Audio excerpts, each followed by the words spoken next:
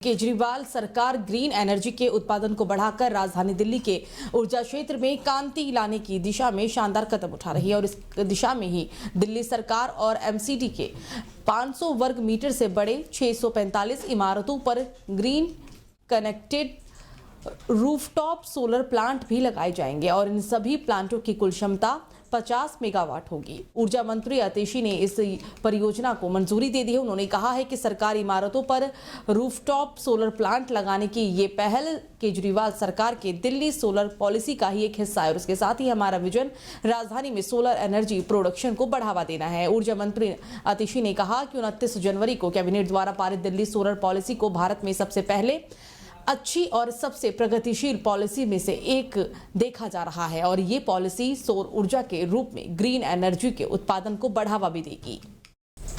तो नागरिकता संशोधन कानून यानी कि सीएए को लेकर दिल्ली के मुख्यमंत्री अरविंद केजरीवाल ने बीजेपी पर जोरदार हमला बोला है। उन्होंने कहा है कि इसे वापस लिया जाना चाहिए। अरविंद केजरीवाल ने कहा कि पूरे देश की मांग है कि सीएए वापस लिया जाए। अगर बीजेपी नहीं मानती है और इसको वापस नहीं लेती है तो बीजेपी के खिलाफ वोट करके आप अपना गुस्सा जाहिर करें। उन्होंने कहा कि 10 साल में कुछ अच्छा काम बीजेपी वाले कर लेते तो ये नहीं करना पड़ता।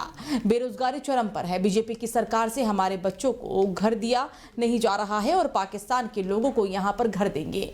बीजेपी ऐसा क्यों कर रही है?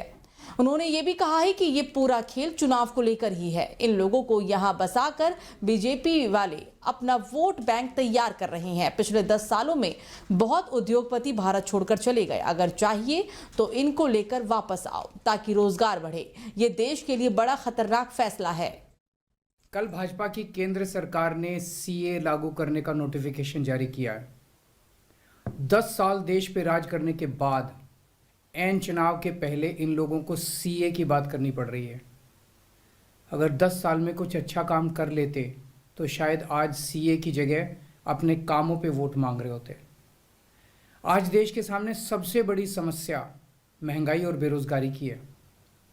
किसी को भी घर चलाना मुश्किल हो रहा है। इतनी ज़्यादा महंगाई हो गई है, कमर तोड़ महंगाई हो रही है। उधर हमारे युवा दर दर की ठोकरें खा रहे हैं रोजगार के लिए। उनके ऊपर डंडे लाठियां बरसाई जा रही हैं।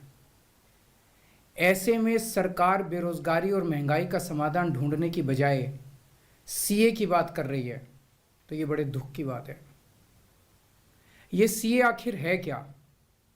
बीजेपी की केंद्र सरकार का कहना है कि 3 देश बांग्लादेश, पाकिस्तान और अफगानिस्तान, इन 3 देशों के अल्पसंख्यक जो हैं वो अगर भारत की नागरिकता लेना चाहें तो उन्हें भारत की नागरिकता दे दी जाएगी। इसका मतलब बड़ी संख्या में यहाँ से अल्पसंख्यकों को हमारे देश में लाया जाएगा। उनको रोज़गार दिए जाएंगे, उनके लिए घर बनाए जाएंगे, उनको यहाँ बसाया जाएगा। अजीब बात है ना। बीजेपी की केंद्र सरकार से हमारे बच्चों को रोजगार दिए नहीं जा रहे, पाकिस्तान से लोगों को लाके उनके बच्चों को रोजगार देना चाहते हैं। तो सर्व शिक्षा अभियान के तहत काम करने वाली टीचर्स अपनी मांगों को लेकर मंगलवार देर रात तक दिल्ली के मुख्यमंत्री अरविंद केजरीवाल के आवास के बाहर विरोध प्रदर्शन करते रहे। प्रदर्शन के दौरान हाथों में बैनर लिए महिला शिक्षकों ने दिल्ली सरकार से अपने लिए न्याय की मांग की और साथ ही साथ दिल्ली के सिविल लाइन स्थित केजरीवाल के आवास के बाहर धरने पर बैठी रही। महिला शिक्षकों ने इस दौरान कहा कि आज हम महिला शिक्षक होते हुए भी खुले आसमान के नीचे अनशन पर बैठे हुए हैं और केजरीवाल और यहाँ की शिक्षा मंत्री 500 मीटर की दूरी पर आराम से अपने कमरों में और महलों में सो रहे हैं। महिला शिक्षक होकर और आज सड़कों पर आधी रात को इस तरीके से बिना किसी छत के ठंड में ठिठुर रहे हैं और केजरीवाल और हमारी शिक्षा मंत्री यहां से 500 मीटर की दूरी पर अपनी चादर लिए आराम से अपने कमरों में महलों में सो रहे हैं। हमारे ना तो पास कोई सैलरी है 2 साल से। आप अपना घर एक बार चला के दिखाइए बिना सैलरी के, बिना पैसों के। मरने को मजबूर हो गए हैं, किराए पे रहते हैं, ना किराया देने को हमारी कोई हैसियत रह गई है। हमारे पास कोई पैसा नहीं है।